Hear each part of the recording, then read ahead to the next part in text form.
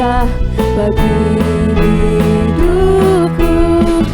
Jauh lebih mulia dari semua yang ku tahu. Namamu melekat di dalam jiwaku. Namamu selalu ada di tempat pertama di hatiku, dan selalu menjadi yang utama di hidupku. Dimanapun kau berada, tak akan berubah. Namamu selalu berada di tempat pertama di hatiku, dan selalu menjadi yang utama di hidupku. Dimanapun ku berada, tak akan berubah. Namamu selalu berada di tempat pertama, di tempat pertama, di tempat pertama. Wah. Allah Bapa adalah Allah yang setia. Dia tidak pernah meninggalkan kita. Dia selalu memperhatikan setiap anak-anaknya. Apa yang menjadi keperluan kita, kebutuhan kita, Dia menyediakan. Haleluya.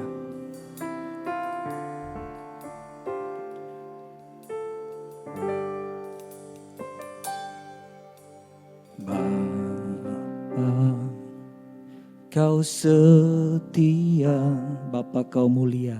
Bapa, Kau mulia.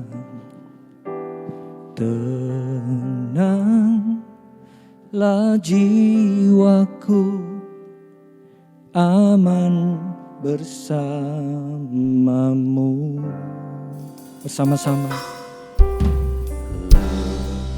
Lebih dari harta, Kaulah segalanya.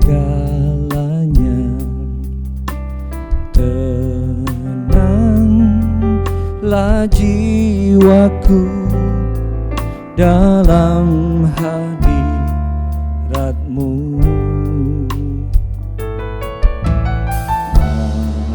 Bapa, Kau setia. Bapa, Kau mulia. Tenanglah jiwaku, aman bersamamu. Kau segalanya Bapa. Lebih dari harta, Kaulah segalanya. Tenanglah jiwaku dalam hadirat-Mu. Kau tunjukkan kasih setiamu. Kau menyediakan yang ku perlu. Kau setia, Kau mulia. Amin. Dulu, sekarang, dan selamanya. Kau tunjukkan kasih setiamu. Kau menyediakan yang ku perlu. Kau setia, Kau mulia. Bapa, Kau setia. Kau tunjukkan, haleluya. Kau tunjukkan kasih setiamu. Kau menyediakan yang ku perlu. Kau setia, Kau mulia, dulu, sekarang, dan selamanya. Kau tunjukkan kasih setiamu, Kau menyediakan yang ku perlu. Kau setia, Kau mulia, Kau setia, Kau setia, Kau mulia, Kau setia, Kau mulia, Bapa, Kau setia. Haleluya. Segala perkara dapat kutanggung di dalam Dia. Segala perkara dapat kutanggung di dalam Dia yang memberi kekuatan. Tuhan Yesus penolong dan sahabat, tetap percaya Tuhan setia. Segala perkara dapat ku tanggung di dalam Dia yang memberi kekuatan. Oh, Tuhan Yesus penolong dan sahabat, tetap percaya Tuhan setia. Segala perkara dapat ku tanggung di dalam Dia. Segala perkara dapat ku tanggung di dalam Dia yang memberi kekuatan. Tuhan Yesus penolong dan sahabat, tetap percaya Tuhan setia. Tetap percaya, tetap percaya Tuhan setia. Tetap percaya Tuhan Yesus setia. Terima kasih Tuhan Yesus. Haleluya. Kami selalu memuji-Mu, berharap kepadamu Tuhan. Oh, haleluya, haleluya.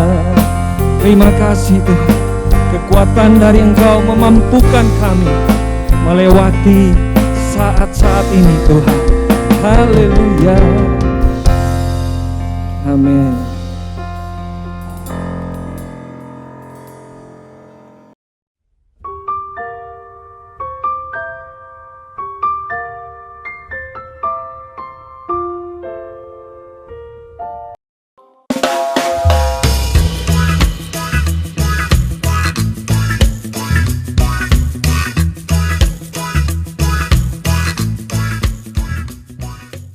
Shalom adik-adik, saat ini kita belajar lagi sedikit tentang firman Tuhan yang berjudul Savior has been born atau kelahiran Sang Juru Selamat. Sebelum kita belajar tentang firman Tuhan, kita akan sama-sama berdoa dulu. Bapa dalam sorga, terima kasih buat kesempatan hari ini lagi kami diberi kesempatan dan anugerah untuk dapat belajar firman Tuhan. Biar Roh Kudus yang mengurapi kami semua, baik hamba-Mu yang menyampaikan maupun semua yang mendengarkan. Dan kami yakin dan percaya benih firman-Mu Tuhan tidak akan jatuh dengan sia-sia, tapi bertumbuh dan berbuah di dalam kehidupan kami. Terima kasih Bapa dalam sorga, hamba mohon Roh Kudus yang memberikan pengertian tentang kelahiran Sang Juru Selamat. Di dalam nama Tuhan Yesus kami berdoa dan mengucap syukur. Amin. Nah, adik-adik, saat ini kita akan belajar satu topik, yaitu tentang Savior has been born. Yaitu kita baca dahulu di dalam Lukas pasal yang kedua. Kita baca aja dari ayat 10 sampai 16. Lukas pasal 2, ayat yang ke-10 sampai ayat yang ke-16. Demikian firman Tuhan. Lalu kata malaikat itu kepada mereka, jangan takut, sebab sesungguhnya aku memberitakan kepadamu kesukaan besar untuk seluruh bangsa. Ayat yang ke-11, hari ini telah lahir bagimu juru selamat, yaitu Kristus Tuhan di kota Daud. Dan inilah tandanya bagimu, kamu akan menjumpai seorang bayi dibungkus dengan lampin dan terbaring di dalam palungan. Dan tiba-tiba tampaklah bersama-sama dengan malaikat itu sejumlah besar bala tentara sorga yang memuji Allah, katanya, kemuliaan bagi Allah di tempat yang maha tinggi dan damai sejahtera di bumi di antara manusia yang berkenan kepadanya. Setelah malaikat-malaikat itu meninggalkan mereka dan kembali ke sorga, gembala-gembala itu berkata seorang kepada yang lain, marilah kita pergi ke Bethlehem untuk melihat apa yang terjadi di sana, seperti yang diberitahukan Tuhan kepada kita. Ayat 16, lalu mereka cepat-cepat berangkat dan menjumpai Maria dan Yusuf dan bayi itu yang sedang berbaring di dalam palungan. Saat malaikat memberitahu kepada gembala-gembala, itu tepat di mana Yesus dilahirkan, jadi masih bayi. Tetapi kalau kita belajar untuk ayat-ayat Alkitab yang selanjutnya, itu orang Majus itu datang dari negeri yang jauh. Jadi pada waktu menemui Yesus itu bukan berupa bayi lagi, tetapi menjadi seorang anak yang berumur sekitar kurang lebih 2 tahun. Nah, kita akan lihat bagaimana tentang berita Natal ini. Ada beberapa sikap hati pada saat kita menerima berita Natal. Bahkan banyak pro kontra tentang tanggal Natal. Oh, tanggal Natal ini bukan 25 Desember. Ada yang ngomong bulan Maret. Oh, tanggal Natal ini jangan diperingati. Ini merupakan hari kelahiran Dewa Matahari. Banyak pendapat-pendapat diungkapkan tanpa pengertian yang benar. Karena itu kita akan belajar hari ini. Firman Tuhan berkata apa tentang kelahiran Sang Juru Selamat. Yang pertama, kita lihat ada beberapa sikap hati. Yang pertama itu sikap hati gembala. Gembala ini adalah seorang yang punya hati yang rendah hati. Orang yang rendah hati pada saat menerima kabar, terutama kabar baik, itu segera menerima dalam hatinya. Beda dengan orang yang tinggi hati. Walaupun menerima kabar apapun, dia merasa, oh aku lebih tahu kok, aku udah ngerti kok. Seperti itu, mereka akan justru menolak kabar kesukaan itu. Tetapi bagi orang yang mau rendah hati, karena itu adik-adik kita belajar hari ini, jadilah orang yang punya sikap hati yang rendah hati. Jangan sok tahu, sok pinter, sok ngeyel adik-adik. Kita belajar punya sikap hati yang rendah hati. Di dalam Filipi pasal 2 dikatakan, kita belajar, yaitu Filipi pasal yang kedua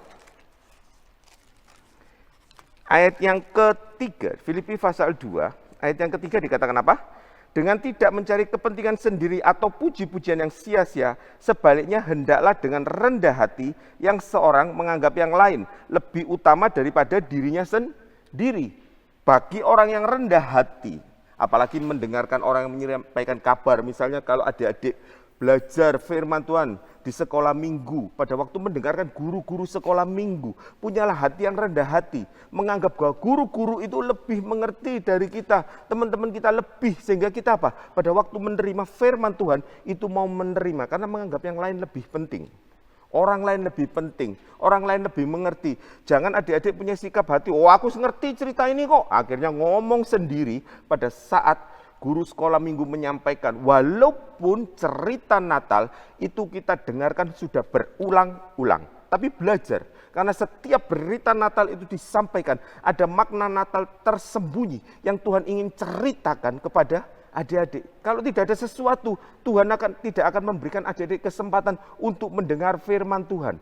Jadi kalau kita diberi kesempatan untuk bisa mendengar firman Tuhan, itu ada maksud Tuhan di dalam kehidupan kita untuk kita terima, berkat yang akan kita terima. Tetapi kalau kita punya hati yang tinggi hati, sok tahu, sok ngerti, sok pinter, maka berita atau kabar kesukaan itu akan lewat begitu saja, rugi. Karena itu belajar punya sikap yang rendah hati seperti gembala. Yang kedua, mau mendengar.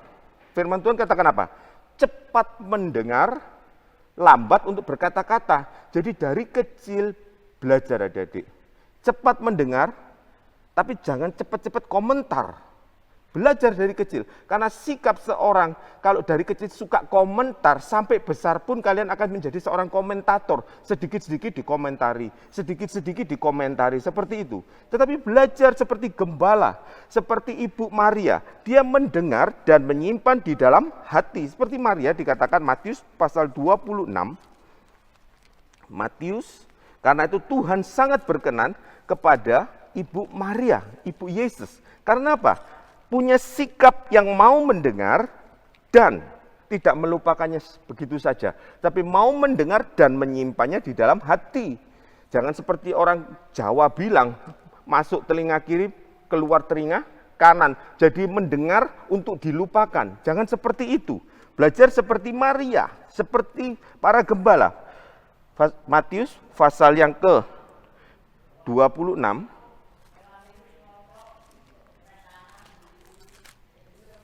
Kita baca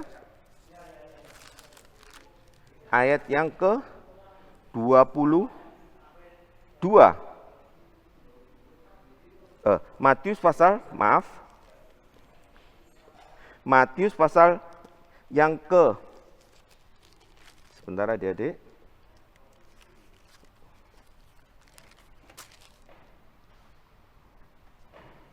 Kok Matius, maaf.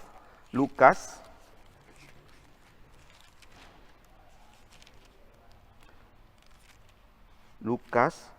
pasal yang kedua, ayat yang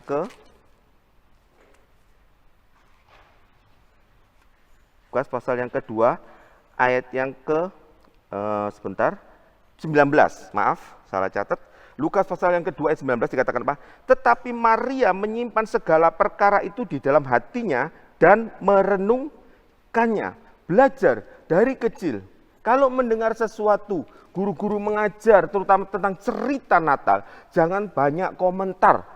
Pelajari, dengar, dan simpan dalam hati. Pasti ada satu rahasia yang Tuhan berikan kepada kita. Karena itu dari kecil, belajar untuk cepat mendengar, lambat untuk berkata-kata. Apa yang kita dengar, kalau kita nggak ngerti, boleh langsung ditanyakan atau disimpan dalam hati dulu. Nanti kemudian kita tanyakan. Kemudian, sikap hati seorang gembala, yaitu mau mendengar dan segera melakukan. Berapa banyak kita sering kali mendengar, tetapi kadang-kadang sering kali menunda untuk melakukannya. Dari kecil belajar, mendengar dan segera melakukan. Kalau itu perintah itu baik dan sesuai dengan firman Tuhan. Jangan suka menunda. Oh sebentar sebentar masih ini, masih itu. Itu akan dibawa sampai besar menjadi orang yang suka menunda-nunda pekerjaan. Akibatnya pekerjaan itu semakin menumpuk dan tidak selesai. Kita belajar cepat mendengar dan mau melakukan. Yakobus pasal 1 kita baca. Yakobus pasal yang pertama ayat yang ke-21 sampai yang ke-22. Sebab itu buanglah segala sesuatu yang kotor dan kejahatan yang begitu banyak itu, dan terimalah dengan lemah lembut firman yang tertanam di dalam hatimu. Seperti tadi, mendengar, menyimpannya di dalam hati. Buang segala yang kotor. Kemudian dikatakan apa? Yang berkuasa menyelamatkan jiwamu. Ayat 22, Yakobus pasal 1 ayat 22. Tetapi hendaklah kamu menjadi pelaku firman dan bukan hanya pendengar saja. Sebab jika tidak demikian, kamu menipu diri sendiri. Gembala itu pada waktu mendengar berita malaikat itu, dia mendengar, tidak ngerti apa-apa. Tetapi pada waktu diperintahkan untuk menemui bayi itu, dia segera melakukannya. Dan apa yang mereka temui? Mereka benar-benar menemukan juru selamat dunia. Tetapi kalau kita mendengar, mendapat perintah, tugas, tetapi tidak segera melakukan dengan banyak alasan biasanya, menunda. Akibatnya apa? Sedikit demi sedikit pekerjaan itu akan makin menumpuk adik-adik. Dan akhirnya apa? Menjadi sesuatu yang sangat banyak dan menjadi beban yang berat dan tidak terselesaikan. Karena itu belajar untuk mendengar dan segera melakukan. Kita baca Yehezkiel pasal yang ke-36. Yehezkiel pasal yang ke-36 ayat yang ke-26. kamu akan kuberikan hati yang baru dan roh yang baru di dalam batinmu. Dan aku akan menjauhkan dari tubuhmu hati yang keras dan kuberikan kepadamu hati yang taat. Tuhan menjanjikan Tuhan akan memberikan hati, roh yang baru. Dan pada saat kita percaya kepada Kristus, kita menerima Yesus Kristus dalam kehidupan kita. Dia lahir di dalam kehidupan kita. Pada saat itu Tuhan memberikan hati dan roh yang baru. Tetapi ingat, kalau kita menjadi orang yang seperti tadi, mendengar untuk melupakan atau mendengar dan tidak mau melakukan, maka walaupun hati kita sudah berikan hati yang lembut, lama-lama hati itu kali sering dipakai untuk menentang, berontak, lama-lama akan menjadi hati yang keras dan menjadi hati seorang pemberontak. Karena itu belajar dari kecil. Belajar untuk mendengar nasihat, baik itu dari orang tua. Jangan kalau orang tua ngomong, kalian juga ikut ngomong. Kalau ada guru ngomong, kalian juga ikut ngomong. Komentar, terutama komentar yang nggak penting-penting, seperti itu. Belajar dari kecil untuk punya hati yang taat. Maka kita akan menemukan sesuatu, seperti gembala tadi, menemukan Sang Juru Selamat. Kita pun akan menerima berkat-berkat dari Tuhan, kalau kita mau taat. Walaupun tidak enak kadang-kadang. Walaupun kadang-kadang tidak masuk akal. Tetapi kalau kita mau taat di jalan yang sesuai dengan firman Tuhan, maka apa yang Tuhan janjikan, itu pasti Tuhan tepati di dalam kehidupan kita. Belajar adik-adik, kita belajar mempunyai hati, seorang hati gembala. Kemudian kita lihat, selain gembala, hati yang mau menerima Kristus itu adalah hati Yusuf dan Maria. Kalau kita lihat, Yusuf itu dari keturunan Daud. Dari keturunan Daud yang mana? Dari keturunan Daud menurunkan kepada Salomo. Itu bisa kita lihat di dalam silsilah Tuhan Yesus, yaitu di dalam Matius pasal 1 ayat yang ke-6. Dari Daud turun ke Salomo terus sampai kepada Yusuf. Beda dengan Maria. Maria pun keturunan Daud. Tapi dari mana? Menurut Lukas pasal 4 ayat 31, itu kelihatannya berbeda. Padahal itu meninjau dari dua sisi. Yang kedua, itu adalah dari keturunan Daud kepada anaknya yang Nathan. Kalau Salomo itu diperbantukan pada apa? Kerajaan, menjadi raja. Tetapi Nathan, keturunan dari Raja Daud, itu bertugas sebagai imam. Jadi keturunan Daud itu ada yang diperbantukan kepada raja, juga diperbantukan kepada imam, diperbantukan sebagai imam. Itu bisa kita baca di dalam 2 Samuel, pasal yang ke-20, kita lihat. Jadi supaya kita tahu, Alkitab ini kok gak cocok, bukan gak cocok, tapi kita yang tidak mengerti, dan karena kalau tidak mengerti, jangan komentar dulu, seperti Om katakan. Jangan suka komentar atau mendengar komentar orang lain yang tidak betul. Nanti kita akan lihat, kesalahan-kesalahan bahkan terjadi beberapa pengertian tentang Natal yang salah. Seperti itu. Di dalam 2 Samuel, pasal yang ke-20, 2 Samuel pasal yang ke-20. 2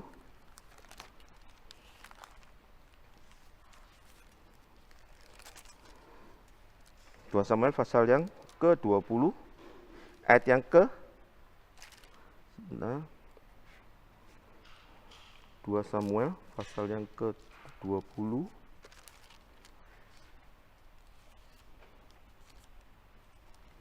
Om salah catat lagi nih, ayat yang ke-18.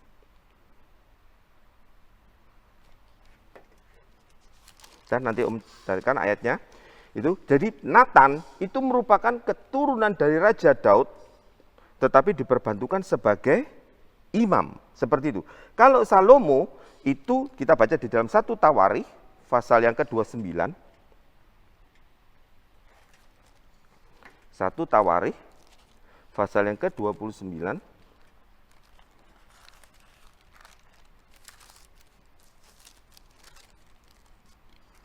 Ayat yang ke-22. 1 Tawarikh 29. Ayat yang ke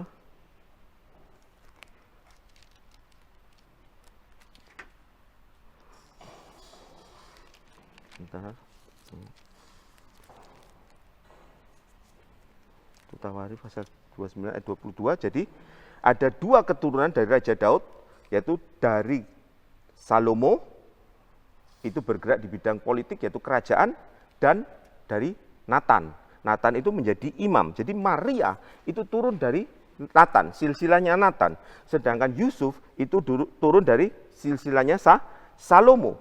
Keduanya adalah seorang yang tulus hati. Kita baca di dalam Matius dulu aja. Kita baca di dalam Matius pasal yang pertama ayat yang ke-19. Karena Yusuf suaminya seorang yang tulus hati dan tidak mau mencemarkan nama istrinya di muka umum, ia bermaksud menceraikannya dengan diam-diam. Pada waktu Yusuf mendengar Maria itu hamil, loh aku belum nikah udah hamil.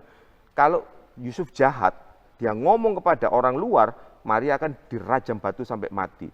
Tetapi dia seorang yang tulus, walaupun tidak ngerti, dan dia merasa disakiti, tetapi dia tidak mau membalas sakit hatinya. Dia tulus, dia mengasihi. Dan dikatakan apa? Orang yang tulus hati di dalam Mazmur pasal yang ke-7.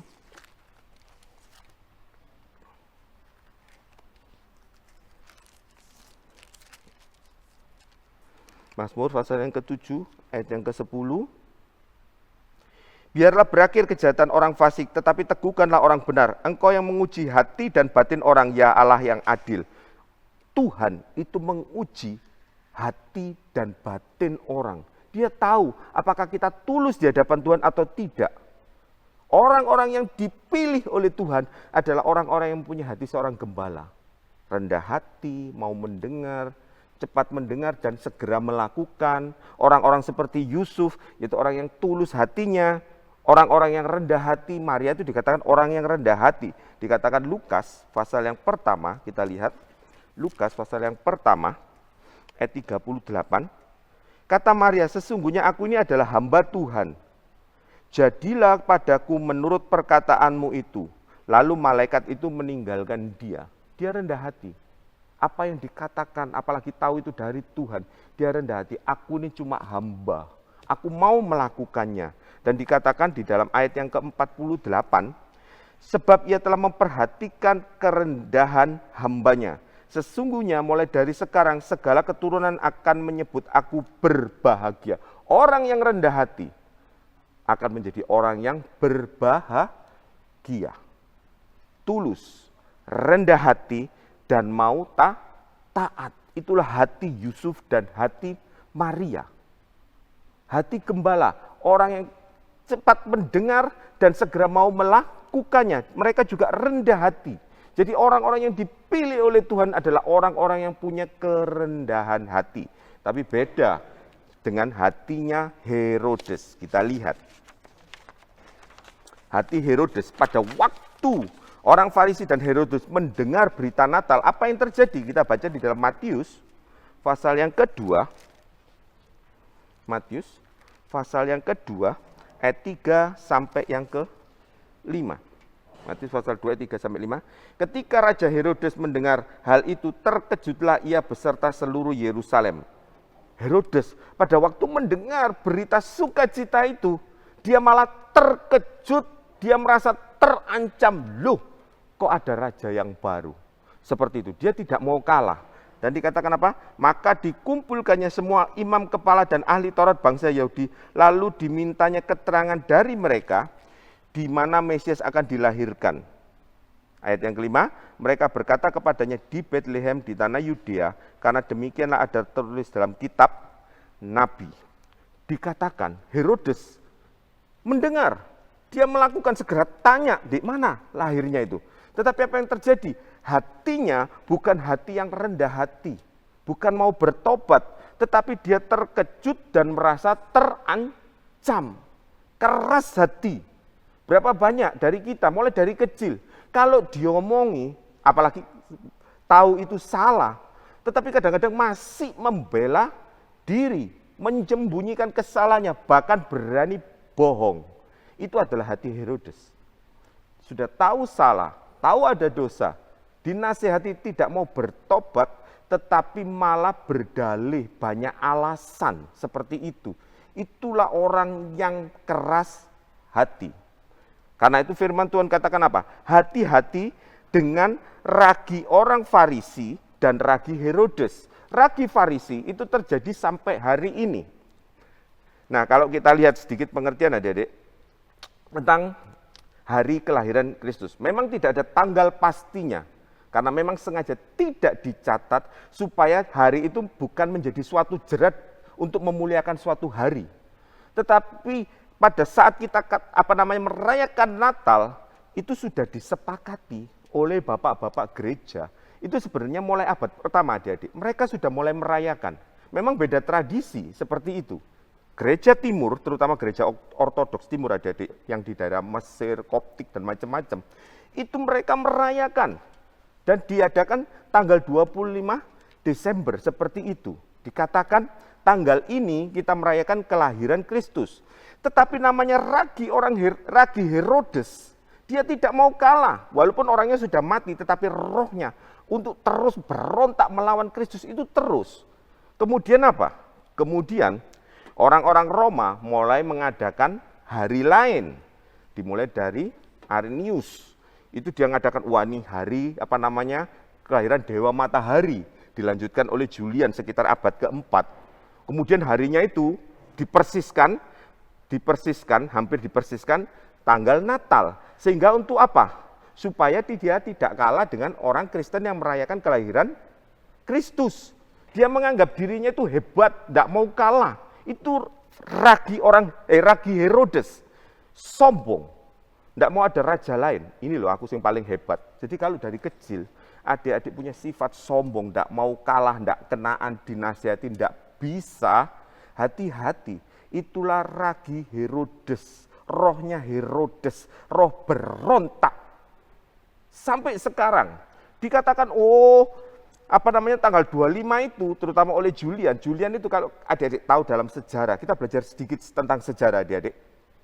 Dia adalah seorang kaisar atau raja, dulunya Kristen. Kemudian dia kembali kepada kehidupan yang lama seperti itu. Dia keras hati, akhirnya dia tidak mau kalah supaya orang lain mengenang dia. Akhirnya apa? Dia menciptakan suatu hari, dikatakan diberi kalimat. Jadi seolah-olah menyamai Natal. Seperti itu. Nah, pada waktu dikatakan ini hari kelahiran Dewa Matahari yang perkasa, seperti itu, mulai timbul perdebatan. Tetapi anak-anak Tuhan yang taat, yang pada waktu itu sudah sepakat bahwa tanggal 25 diadakan sebagai Natal, itu diadakan oleh siapa? Oleh murid para rasul. Jadi Tuhan Yesus punya 12 rasul, seperti itu. 12 rasul ini punya murid-murid, adik-adik. Punya murid-murid. Lah, murid-muridnya ini meneruskan tradisi ini, merayakan kelahiran Sang Juru Selamat. Walaupun memang tidak ada tanggal pasti, tapi itu suatu kesepakatan dari dulu. Tetapi namanya roh berontak. Iblis itu selalu meniru-niru. Akibatnya apa? Disamai dengan hari kelahiran Dewa Matahari yang perkasa. Itu baru terjadi, baru dirayakan abad keempat.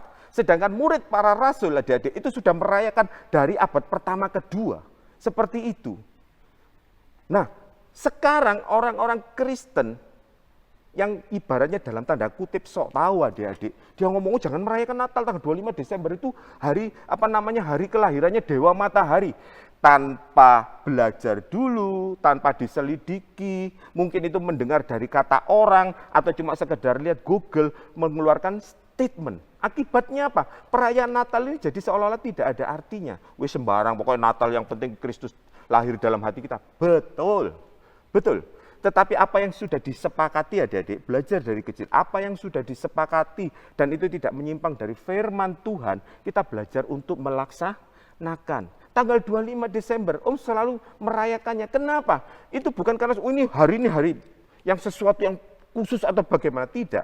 Tetapi itu hanya untuk mengingatkan kita. Misalnya kalau perjamuan suci, itu juga nggak ada tanggalnya. Tetapi gereja kita selalu mengadakan misalnya minggu pertama mungkin, nanti minggu kedua, minggu sore, dan macam-macam. Itu sudah disepakati. Gunanya untuk apa? Gunanya untuk mengingat sebagai suatu tanda buat kita. Misalnya kalau perjamuan suci, kita mengingat pengorbanan Kristus, tubuh Kristus yang dipecah-pecah, darah Kristus yang dicurahkan. Seperti itu. Jadi tanggal 25 yang sudah kita sepakati sebagai anak Tuhan dari ribuan tahun, jangan dirusakkan hanya oleh pengertian yang enggak jelas. Yang hanya ikut-ikutan. Bahkan kadang-kadang disampaikan di firman Tuhan, padahal mereka enggak ngerti. Cuma, aku kan dengar dari ini, kemudian cuma nyampaikan aja 25 Desember, hari kelahirannya Dewa Matahari. Orang yang ngomong itu adalah ngawur. Dia tidak belajar sejarah. Seperti itu. Tetapi walaupun adik-adik tidak ada tanggal yang tepat, tetapi biarlah momen Natal tanggal 25 Desember itu menjadi peringatan buat kita. Buat kita sendiri loh adik-adik. Oh iya ya, dulu ya toh, seolah-olah kita diingatkan setiap tanggal 25 Desember Kristus pernah lahir. Apakah Kristus itu sudah lahir di dalam hatiku? Apakah Kristus itu sudah bertambah besar dan menjadi Tuhan dan Raja di dalam hatiku? Jangan malah memperdebatkan masalah Natal, tanggalnya enggak cocok, nanti diomong, enggak mungkin Desember itu gembala-gembala di padang, itu kan musim dingin. Iya bagi mereka yang cuma dengar. Tetapi kalau kita lihat tentang secara geografis, daerah Bethlehem itu enggak dinginnya banget kayak Eropa seperti itu. Jadi gembala masih bisa mengembalakan. Domba-dombanya pun bukan domba-domba biasa adik-adik. Seperti itu. Jadi kalau kita enggak mengerti, kita enggak paham adik-adik, belajar dari kecil, untuk tidak komentar, apalagi cuma sekedar penyampai berita. Tetapi biarlah kita belajar mempunyai hati seperti gembala. Oh ya, disepakati sama-sama, yuk datang melihat Kristus seperti itu. Demikian juga tanggal 25 Desember, disepakati oleh seluruh anak-anak Tuhan di dunia untuk mengingat, hanya untuk mengingat. Karena Paskah juga tanggalnya tidak ada yang pasti, mana tahu tanggal berapa pada waktu Tuhan Yesus disalib dengan tepatnya, tidak ada yang tahu. Seperti itu. Tetapi kenapa kok diperingati setiap bulan ini? Ini hanya untuk memberi peringatan kepada kita. Dan biarlah kita itu mempunyai kesatuan hati. Oh, anak-anak Tuhan seluruh dunia merayakannya tanggal ini bersama-sama. Itu menunjukkan kesatuan. Jangan terus kita berontak saya sendiri. Oh, enggak bisa. Kita rayakan aja bulan Maret. Karena enggak mungkin Desember itu karena musim dingin. Itu ngawur. Seperti itu memecah persatuan di dalam kekristenan adik-adik. Belajar dari kecil, jangan gampang-gampang dengar yaitu pelajaran-pelajaran yang tidak jelas. Seperti itu. Tapi kita belajar, Kristus pernah lahir, pernah datang ke dunia sebagai manusia. Firman itu jadi manusia. Dan karena ada kesepakatan anak-anak Tuhan seluruh dunia merayakannya tanggal itu, karena memang tidak ada tanggal yang pasti, kita sepakati tanggal seperti itu, kita tetap laksanakan. Belajar untuk melakukan apa yang sudah disepakati. Jangan seenaknya sendiri ngubah-ngubah aturan seperti itu adik-adik. Kita belajar dari kecil. Melalui peristiwa, perayaan Natal, melalui peristiwa, pelajaran tentang Savior has been born. Kita belajar jangan sembarangan. Yaitu seenaknya kita sendiri. Tapi punyalah hati seperti hati seorang gembala. Punyalah hati seperti orang tua putra manusia Yesus, yaitu Yusuf dan Maria. Jangan punya hati seperti Herodes dan keturunan berikutnya sampai kepada Julian. Akhirnya dia bikin sesuatu statement dan sekarang mulai dipakai oleh orang-orang Kristen yang tidak ngerti. Itu mengaburkan arti dan perayaan Natal. Seperti itu adik-adik. Kita belajar dari kecil untuk taat kepada apa yang sudah disepakati, baik itu termasuk aturan gereja maupun aturan di dalam rumahmu.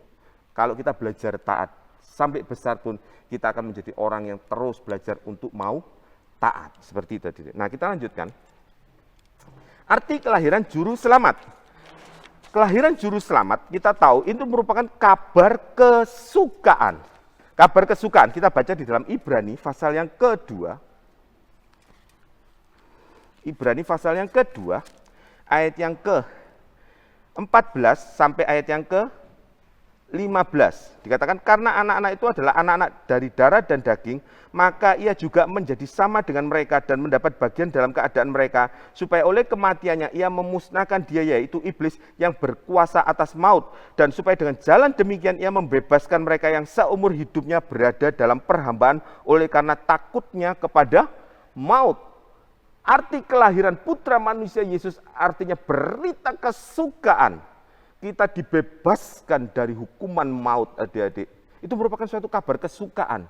Kalau orang itu diancam ketakutan terus, itu diperbudak oleh iblis, diperbudak oleh rasa takut. Tapi dengan kita mendengar berita Natal, mungkin yang disampaikan lebih biasanya kalau berita Natal itu jarang sekali disampaikan bulan-bulan lain. Banyakan bulan Desember.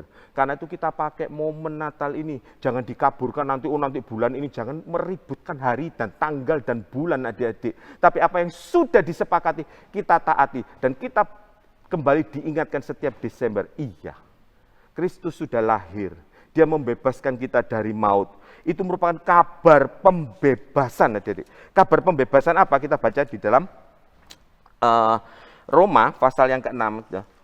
Sebelum Roma pasal 6 kita baca di dalam Yohanes.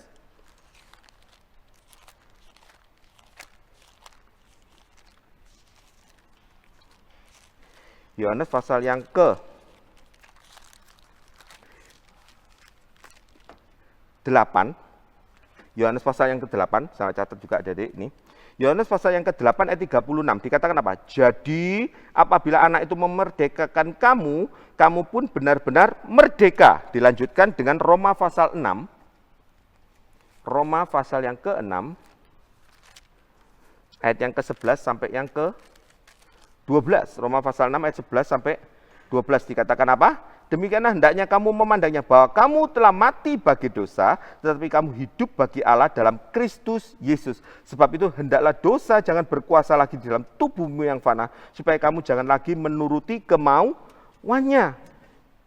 Dikatakan apa? Dengan kelahiran Kristus di dalam kehidupan kita, dikatakan di dalam Matius pasal 1 ayat 21, namakan dia Yesus. Artinya apa?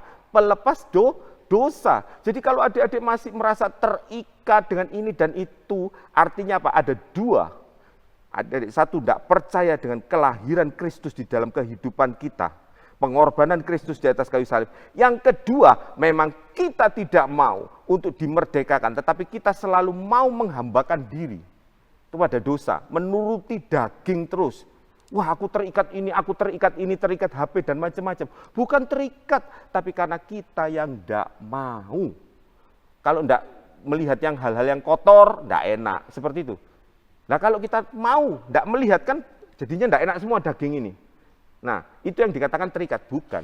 Itu yang dinamakan penyangkalan diri. Kalau daging itu tidak dienakkan, atau daging itu seolah-olah disakiti, itulah yang namanya menyangkal diri, memikul salib. Dan itu yang banyak anak Tuhan tidak mau lakukan. Jadi dia dengan gampang ngomong, aku terikat. Padahal dengan kelahiran Kristus, kita menerima Yesus Kristus sebagai Tuhan dan Juru Selamat. Saat itu juga kita dibebaskan dari dosa. Dan darah Kristus yang sudah dicurahkan 2000 tahun yang lalu, itu menyucikan, mengampuni, dan menghapus dosa kita. Jadi kalau kita merasa masih terikat, artinya apa? Kita yang tidak mau. Dan tapi hati-hati juga di dalam Galati, kalau kita sudah yakin kita sudah merdeka dari dosa, firman Tuhan pun katakan apa? Galati pasal 5 ayat yang ke-13. Galati pasal 5 ayat yang ke-13 dikatakan, saudara-saudara, memang kamu telah dipanggil untuk merdeka. Tapi firman Tuhan peringatkan apa? Tetapi janganlah kamu mempergunakan kemerdekaan itu sebagai kesempatan untuk kehidupan dalam dosa. Melainkan layanilah seorang akan yang lain oleh kasih. Kabar Natal, berita Natal yang disampaikan, terutama bulan Desember, yang kita peringati setiap tanggal 25 Desember sebagai suatu momen atau saat yang sudah disepakati anak-anak Tuhan seluruh dunia. Jangan dirubah-rubah, jangan terus dibikin dengan macam-macam teori-teori yang ngawur-ngawur adik-adik. Tetapi biarlah melalui perayaan ini kita diingatkan kembali, iya ya, Tuhan Yesus itu sudah pernah lahir dan aku menerimanya sebagai Tuhan dan Juru Selamat. Maka aku menjadi orang yang merdeka, dibebaskan, pindah posisi. 1 Petrus pasal 2 ayat 9 sampai 10. Kita ini adalah imam dan raja-raja. Tuhan sudah memindahkan dari gelap kepada terang. Jadi kalau kita masih terus tinggal di dalam gelap atau kegelapan seolah-olah menguasai kita, artinya apa? Kita yang tidak mau. Kita yang bodoh. Tapi juga orang-orang yang jatuh bangun dalam dosa banyak. Wah, aku kan sudah dimerdekakan dari dosa. Seolah-olah kebal dosa. Tidak. Firman Tuhan katakan apa? Jangan kebebasan ini, kemerdekaan ini dipakai lagi untuk kita hidup di dalam dosa. Tetapi kebebasan, kemerdekaan yang Tuhan sudah berikan, Yesus pelepas dosa, itu dipakai untuk kita saling melayani di dalam kasih adik-adik. Karena itu arti Natal, yaitu merupakan kabar kesukaan. Kabar pembebasan kita dari dosa. Kita pindah posisi dari orang yang gelap kepada terang. Dilahirkan kembali sebagai anak-anak Allah. Kalau dijadikan sebagai anak Allah, artinya apa? Kita mewarisi janji-janji Allah, adik-adik. Jadi Natal ini luar biasa. Berita kelahiran Sang Juru Selamat dunia. Tidak ada seorang pun sampai kepada Bapa kalau tidak melalui Yesus. Karena dialah pelepas dosa, dialah yang satu-satunya ditunjuk oleh Allah untuk menjadi Juru Selamat dunia, adik-adik. Karena itu biarlah hari ini kita belajar tentang berita Natal. Dan berita Natal ini jangan dibuat menjadi simpang siur. Juga untuk yang mengajar, juga untuk guru-guru, semuanya yang mengajar. Jangan dikacaukan dengan kelahiran Dewa Matahari dan macam-macam. Itu tidak cocok. Tetapi biarlah apa yang sudah disepakati oleh bapak-bapak gereja, oleh murid dari rasul-rasul yang diteruskan sampai kepada kita dan disepakati sebagai hari kelahiran Putra Manusia Yesus. Sekali lagi Om katakan, memang bukan tepat hari 25 Desember, tetapi biarlah hari Natal 25 Desember menjadi momen atau menjadi suatu peringatan buat kita bahwa kita ini menjadi orang yang sudah dilahir barukan. Kristus sudah menjadi juru selamat di dalam kehidupan kita. Tetapi biarlah hidup kita jangan memakai kebebasan yang Tuhan sudah berikan untuk enak-enak dalam dosa. Tapi biarlah kebebasan kelahiran Putra Manusia Yesus membuat kita untuk bisa melayani Tuhan dengan segenap hati. Karena kita ini adalah anak-anak Allah dan melayani sesama dengan kasih. Puji Tuhan, adik-adik, kita hari ini telah belajar firman Tuhan, Savior has been born. Dan Om harap jangan lagi kita berdebat masalah hari kelahiran Putra Manusia Yesus, Desember atau Maret, apakah ini hari kelahiran Dewa Matahari atau tidak. Orang yang mengatakan bahwa Desember adalah hari kelahiran Dewa Matahari, itu adalah roh Herodes, ragi orang Herodes yang berusaha mengacaukan arti Natal yang sudah disepakati. Tetapi biarlah kita menjadi hati seorang gembala yang menyampaikan kabar Natal ini. Terutama bulan Desember ini, kita sampaikan kepada orang-orang lain. Adik-adik, ajak teman-teman, terutama nanti ada perayaan Natal sekolah minggu. Ayo ajak teman-teman, terutama yang belum percaya kepada Tuhan. Kita jadikan Natal 25 Desember. Nanti perayaannya memang kadang-kadang setiap gereja macam-macam. Apakah tidak boleh? Karena apa? Karena mungkin karena tidak bisa tepat tanggalnya, mungkin ada sesuatu hal atau kesibukan. Karena itu Tuhan tidak pernah menuliskan di dalam Alkitab tanggal tepatnya. Tetapi biarlah kita tetap memperingati kelahirannya, kelahiran Sang Juru Selamat di dalam kehidupan kita untuk kita dapat melayani sesama dengan kasih. Tuhan Yesus memberkati. Mari kita sama-sama berdoa, adik-adik. Bapa dalam sorga, terima kasih buat kebenaran firman Tuhan. Ajari kami Tuhan dalam memperingati Natal dalam bulan Desember ini, mempunyai hati seorang gembala yang mau menceritakan, menyaksikan kabar baik kepada orang lain. Juga mempunyai hati Tuhan seperti hati Yusuf, hati Maria yang mau Tuhan taat menerima apa yang Tuhan kehendaki dalam kehidupannya. Karena kami ini hanyalah hamba yang tidak berguna. Kami melakukan apa yang mesti kami kerjakan, semuanya untuk kemuliaan nama-Mu. Terima kasih buat hari ini Tuhan, biarlah kebenaran firman-Mu tertanam dan Roh Kudus yang menumbuhkan pengertian yang lebih dalam lagi, biarlah bertumbuh menjadi benih iman dan berbuah dalam kehidupan kami. Terima kasih Bapa dalam sorga, hamba-Mu mohonkan biarlah dengan berkat kasih Allah Bapa, anugerah Tuhan Yesus Kristus dan persekutuan Roh Kudus memberkati kami semua mulai saat ini sampai Tuhan Yesus datang kembali. Semua yang percaya bersama-sama Om katakan amin. Tuhan Yesus memberkati.